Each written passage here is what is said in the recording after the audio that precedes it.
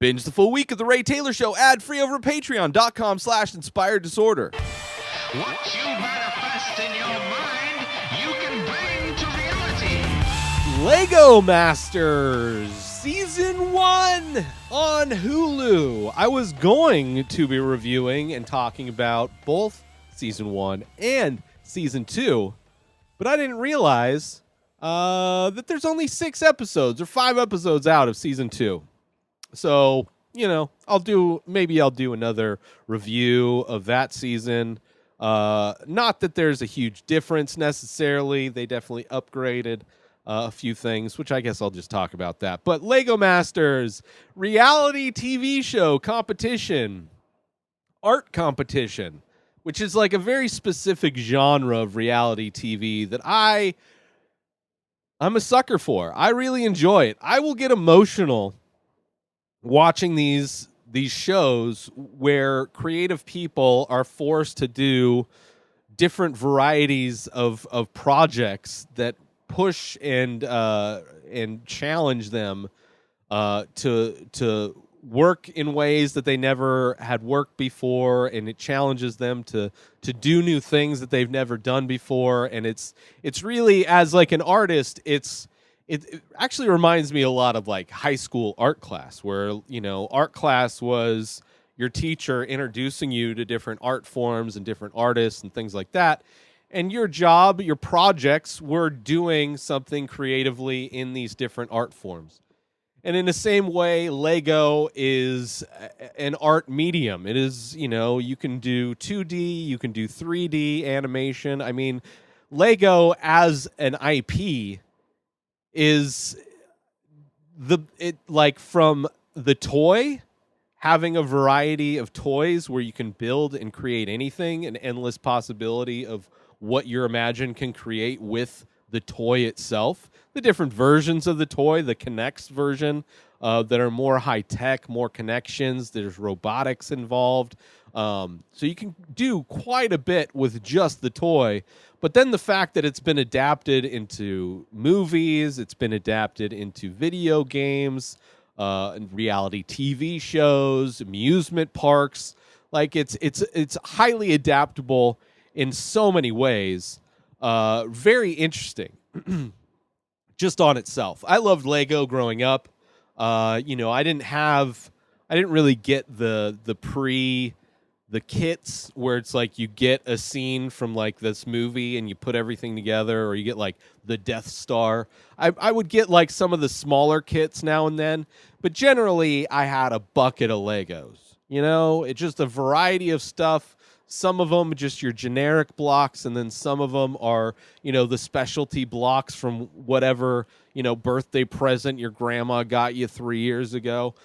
Just a collection of different bricks, and then you'd build things. And that's how I loved, the creativity that was involved. I also loved the other similar type of toys. Like there was a plastic a toy where they were like beams, and then like these blocks where you connect the beams to the blocks, and it was like this erector set maybe. That was like all plastic, but it was you could build crazy stuff. And then there was also a wooden version of that where it was like wood screws and nuts and pieces. It's just like all very similarly you can create. It's whatever your imagination is your only limitation really with these things. And Lego was one of those. Lego was a fun one, and I wish it would have been so amazing to grow up in a household where Legos on this scale could be afforded. Because I mean, this show really, to be able to get into Lego, it's not a cheap hobby, man. It costs quite a bit of money to like get all of those Legos. I'm pretty sure Lego is maybe not. Maybe you can get like used, like just random sets. But I mean, being on the show, they have every Lego in every quantity. So you get to see some amazing stuff in the show. So it's awesome. The challenges are fun. The different things that they're required to build are a lot of fun. Of course, you get the teams on their own, the different dynamics of the teams, the different relationships between the teammates. but all of them all struggling with the same like creative hurdles, trying to understand how to create something that fits within the parameters that the judges are looking for. Which is interesting. It's as an artist, I enjoy having limitations on things. It makes it so much easier. It's way more difficult when everything's a possibility because there's endless potential. But when you start like, okay, I'm only using these brushes, I'm only using these colors, I'm limiting things, limiting, and then forcing myself to create within those limitations is so much more freeing in a way. And similarly, it can go the other way too, especially if the limitations are out of your comfort zone and you're not used to being outside of your comfort zone. And a lot of these artists are put out of their comfort zone. And it's fun to see the people who are pretty generally good at everything. It's interesting to see how they react with failure, because some people react differently. And then it's interesting to see the teams that are like the underdogs. They're clearly artists, clearly creative, but they've experience level maybe not as much. But through the competition, you see them grow and you see them take chances, and because they're so used to stepping out of their comfort zone, that they're able to surprise people with what they make. I love those moments. I love those moments where the self-doubt of an artist, like it's such a common thing to like constantly not believe in yourself as an artist. I mean, it even goes to the point of like self-sabotage, which some people in this competition, they self-sabotage, where it's like the judges will go around and they'll kind of see where they're going with their project, and it might be off course, so the judges will give them advice, but then they don't follow that advice. It like they just don't let it sink in because they are stuck trying to do this thing that's within their comfort zone. They're not willing to step out of it. Then they end up self-sabotaging because like they're trying to make a square peg fit in a round hole and it's just not working. And sometimes the creativity in fitting that square peg in a round hole is beautiful. And when those teams pull that off, it's just like I get so emotional. Like seeing people that don't believe in themselves break through that barrier and come up with something that they never thought that they could come up with. But they, like people on the outside, you can see the potential, but they don't see the potential yet. And you see the potential, you don't see where it can go, but when you do see where it starts to go, then it's beautiful. And that's what I love about a lot of these types of reality shows. But specifically Lego Masters season 1, there's a lot of that. There's a lot of you care about these teams. You feel bad when teams don't rise to the occasion, but then you see the teams that do. You see the teams that just come out of nowhere and just do beautiful things. Like there's specifically one of the finalists in this this season.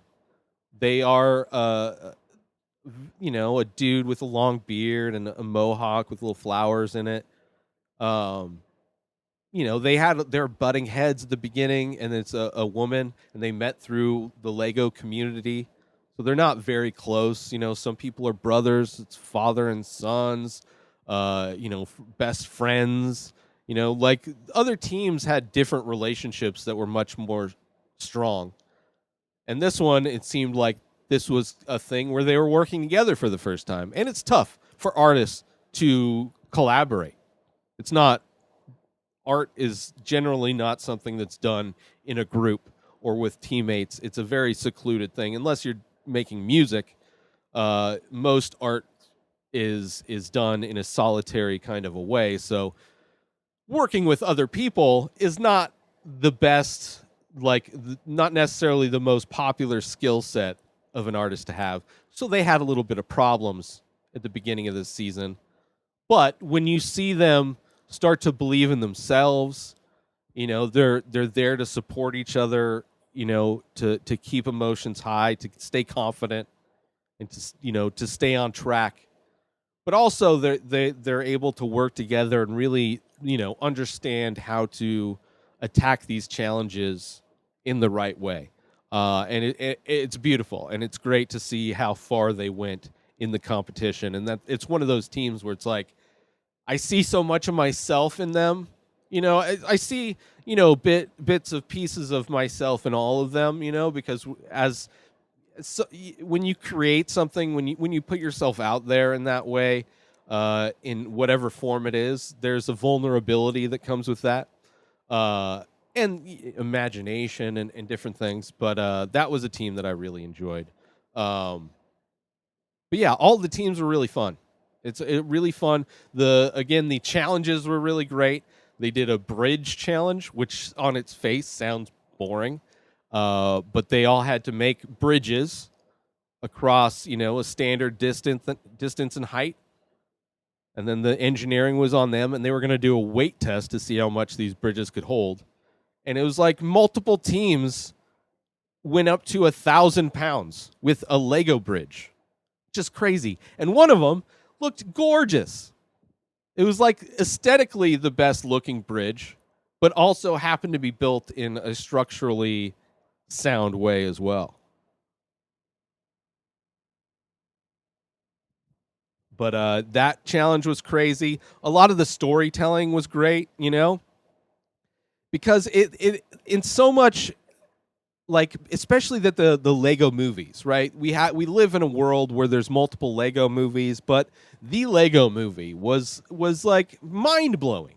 Great movie, funny movie about a toy block set. But the imagination of what you can do with those blocks is great. And a lot of these builds look like snapshots from potential Lego movies, which I'm sure on some level Lego is looking at these episodes as potential like employees, like potential people to hire to create new toys. I mean, that's what the judges were. People that have made lines of Lego toys that have been very successful. So a lot of these people, I'm sure, could potentially end up working for Lego in some capacity.